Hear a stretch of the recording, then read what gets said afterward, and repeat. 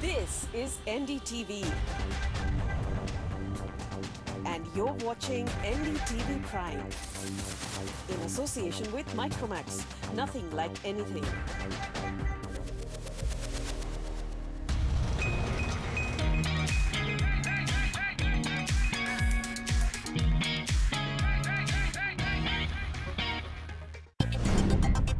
It's Hyundai's latest blockbuster, the Creta, but how does it compare to the new Maruti Suzuki S-Cross? Can India fast track to BS6 or Euro 6 emission norms? We're asking that question on CNV this week.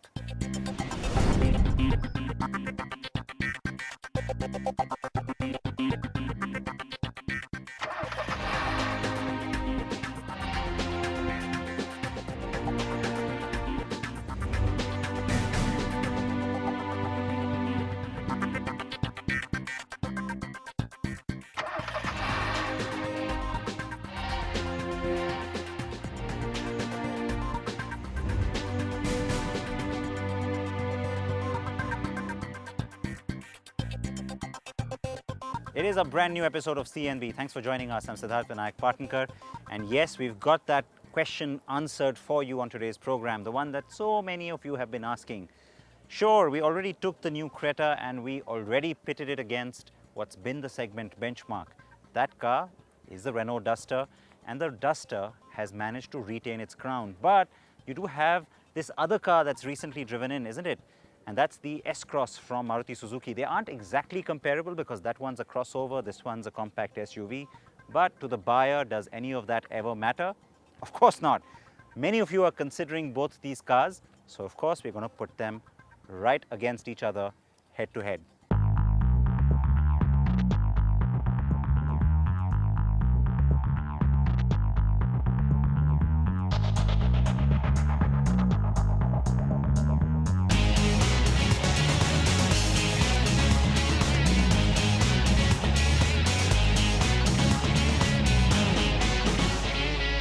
Now on the S-Cross, you get two diesel options. There's the 1.3 and the 1.6 DDIS. On the Creta, you have two diesels, the 1.4 and the 1.6, and you also have a petrol option.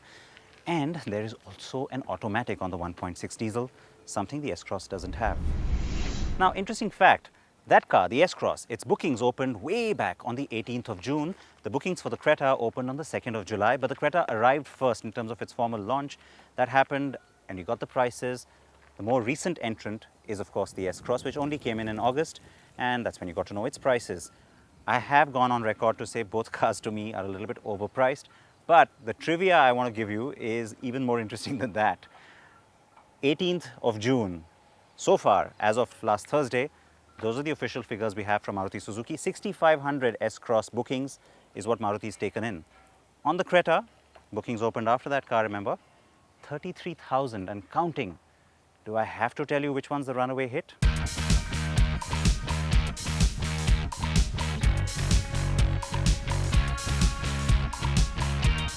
But we aren't going by just bookings, as they don't really give you the whole picture on how capable each vehicle is.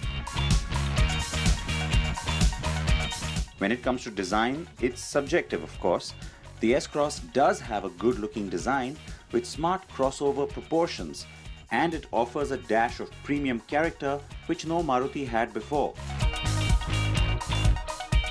But the Creta gets a bit more appeal in its looks with the SUV stance and the impressive face. The S-Cross has a marginally higher wheelbase than the Creta at 2600mm, meaning both vehicles offer generous space on the inside. The ground clearance on the Creta is slightly higher than the S-Cross's, and being an SUV, I guess it needs to be. On the inside, the S-Cross has the smarter cabin with the black treatment working for it. The Creta could have benefited from warmer beige tones, as the current palette is a bit dull and makes the cabin look smaller. Feature-wise, both are well loaded. The Hyundai Creta has three engine options, 1.4 litre and 1.6 diesel, and the 1.6 litre petrol. The 1.4 litre diesel comes mated to a 5-speed manual gearbox, while the 1.6 diesel has the 6-speed automatic and the 6-speed manual. The S-Cross comes with those two diesel engines like I mentioned, the 1.6 and the 1.3 DDIS, both mated to a 6-speed manual gearbox. Now Maruti really lucked out when it managed to strike a deal with Fiat for the sourcing of these engines, the multi-jet, what Maruti calls DDIS. Wow, I mean these engines just do everything right. You get the right kind of power, you get the right kind of torque delivery, and while the 1.6 is a little bit loud and clattery, it's loud and clattery in a kind of a nice way because it doesn't really bother you when you're driving the car. And where am I going with all of this? It's a gem of a motor. It's also mated really beautifully to the 6-speed manual gearbox, though I would have liked to see more from a contemporary requirement point of view than anything else, an automatic as well, because it's not like Suzuki doesn't offer automatics in Europe as well with the same engine. But it is great that after all this waiting, we finally got this really nice, really fun 1.6 motor into the market as well. It's something Maruti should have done a long time ago.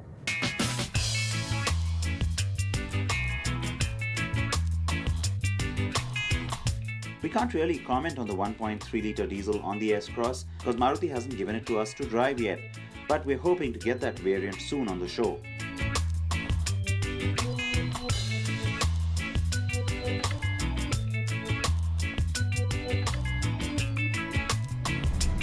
With the Creta, it's the 1.6 that we've been driving, automatic in the past and then the manual today. And there was more reason to smile behind the wheel this time.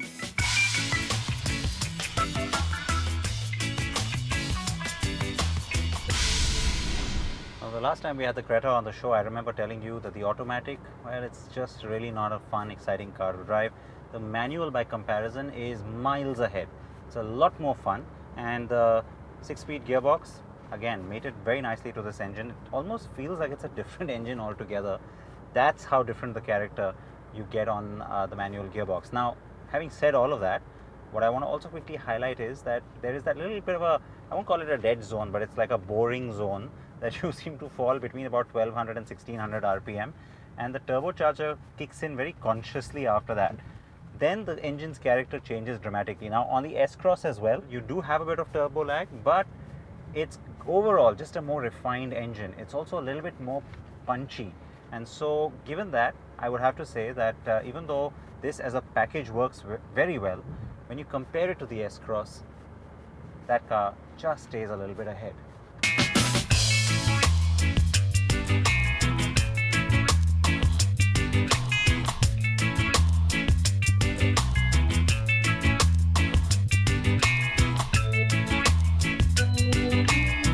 With a diesel automatic in its kitty, the Creta does offer a bit more choice to the consumer than the S-Cross. When you compare, the S-Cross drives more like a hatch as it sits lower. There is a touch of body roll by comparison on the Creta, though the Creta's ride quality and seating position are great. And then there is that one negative that both vehicles share. When the Creta was launched, Hyundai wasn't its usual aggressive self, and so the overpricing surprised many. But then Maruti Suzuki came and took things further downhill by pricing the S-Cross at inexplicably premium rates. Overall, the S-Cross does offer fairly good driving dynamics and looks to match, but its premiumness, especially in pricing, is its Achilles heel.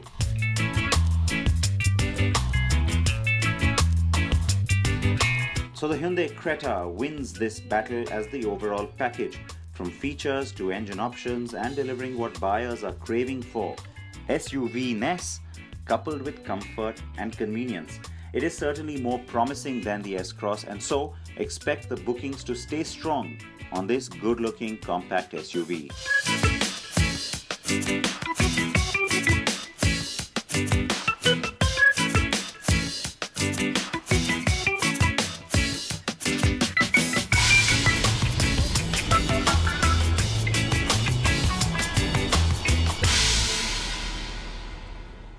A lot of you have been asking me, what about the Ford EcoSport? So many of you have inboxed me on Facebook as well with that question.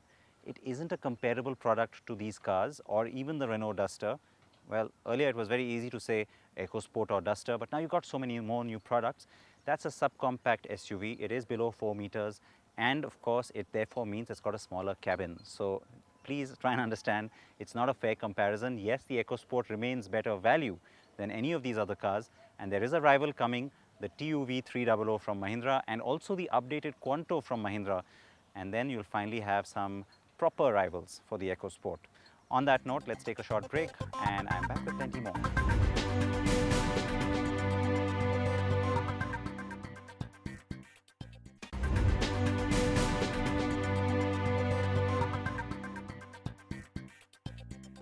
Now, eventually no verdict really matters. You're going to see lots of Cretas on the road very soon, so get used to seeing them.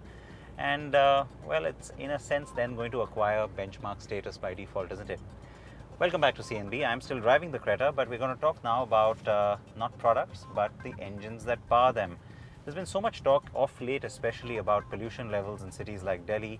And even though there's so many factors, very often it's the automobile industry that gets blamed the most. So India already, by the way, has pretty tight emission norms. However, there's a lot of talk about India now leapfrogging to Euro 6 levels, what we are calling Bharat Stage 6. Is that feasible?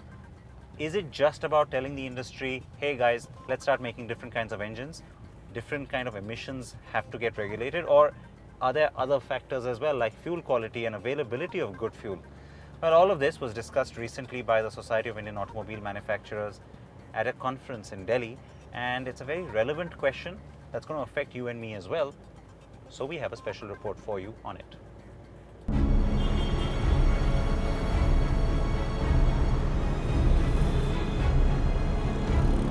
It's now official. India will switch from the current Bharat Stage 4 to Bharat Stage 5 emission norms in 2019 and transition to Stage 6 in 2023. Both of these deadlines are a year prior to what was planned in the auto fuel policy, thanks to the growing pollution problem.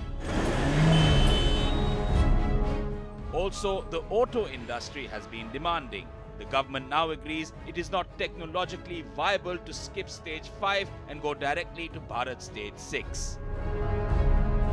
Currently, 38 major cities follow BS4 norms and the rest of the country follows BS3 norms. The government says it won't accept any delays in BS5 norm implementation and expects the auto industry to be ready by 2019. You can shift from BS4 to 5 in a sequential manner. From 5 to 6 is a change in technology which takes place. You cannot be skipping levels when you shift from 4 to 5 to 6. It's not technically possible. That is the assessment that Road Transport Ministry, in consultation with the Ministry of Industries and representatives of the auto industry, we had a meeting and we came to this conclusion. That is being revisited, whether it's possible to compress the timelines further. We have had a look at it. Our experts tell us that this is not feasible, but we are open to any final decision in this matter. However, we believe that the timelines we have suggested are fairly comprehensive.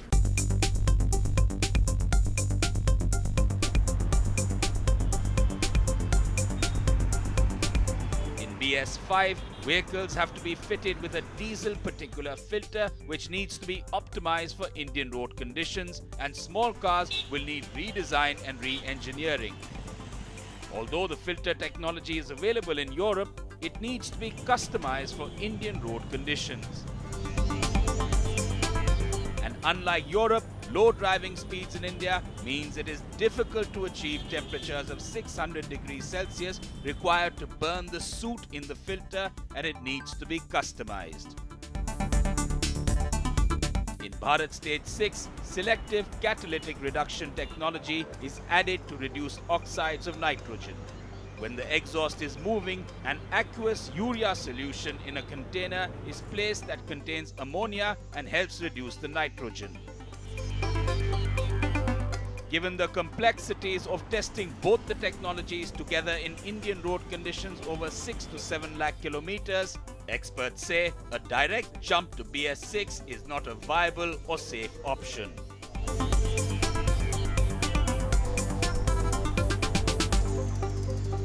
The challenge is, frankly, when you look at it from the industry perspective, all of us in the industry right now are investing crores of rupees. It's significant investment. We are doing that to get ready for Bharat Stage 4. And then we are essentially faced with a reality which says essentially you have 2 or 3 years of that technology before you got to upgrade it to Bharat Stage 5, and then about 4 years to upgrade to Bharat Stage 4. So the timelines from an industry perspective are very, very accelerated and stiff. So the technology challenges, the resource challenges, the talent challenges are going to be significant ones. What is required is that these technologies should be recalibrated, adapted to the Indian conditions, very stringently tested and validated for the Indian environment, because our road conditions are different. Our driving cycles are totally different. And what works in Europe, if you just lift it and bring it here, may not work here. So that takes a lot of time, because it's almost 600,000 kilometers of testing that has to be done. And I think if you see the rest of the conference, a lot of people will tell you about why this kind of time is required to test and finally validate the vehicles and the technologies before they're actually made commercially available in India.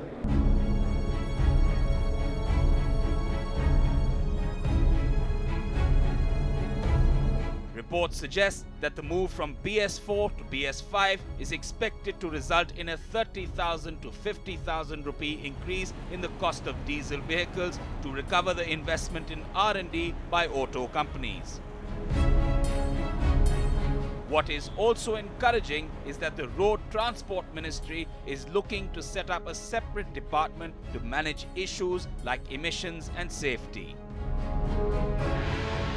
The industry also wants the government to formulate a policy to scrap old vehicles along with stricter norms for vehicle fitness, pollution checks and fuel quality. That's on CNV this week, folks. Thanks for watching, and please join me next week. Wear your seatbelts, wear your helmets.